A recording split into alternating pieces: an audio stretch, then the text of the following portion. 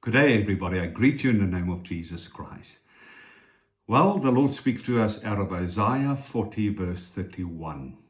But those who wait for the Lord, it means who's expecting, looking for, and hope in Him, shall change and renew their strength and power.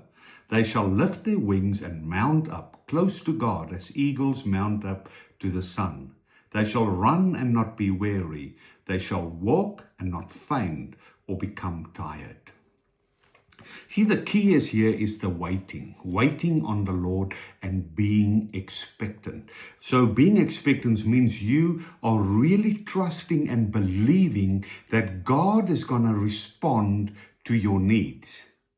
You see, and the thing where we make the mistake a lot of times is we wait only a certain time and period. And a lot of times our prayers are more about begging of all our needs. And if God does not respond immediately, we make our own plans. And then we become weary. But what does the Lord say now? If we wait expectantly on Him, so it means it doesn't matter how long it takes, He will respond. He says in His word, I know exactly what you need. So this waiting should actually come out of a positioning of praise and worship, of thanksgiving and gratitude, because you know God knows your needs and He's going to respond to your needs. He says, bring all your burdens, all your cares to me.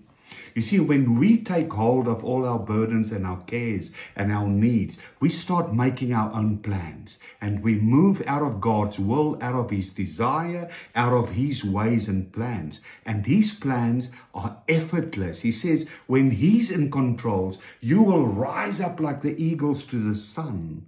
Your strength will be renewed. Why? Because you will be filled with so much joy and excitement when you see and the ways and the means that God moves, because He'll blow you away. And there's one thing we need to remember. God's timing is perfect. We become weary when we try and bring God into our timing.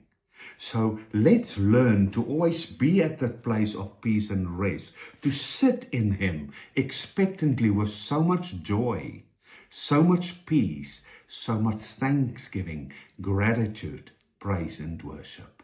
I bless you with that in the name of Jesus Christ.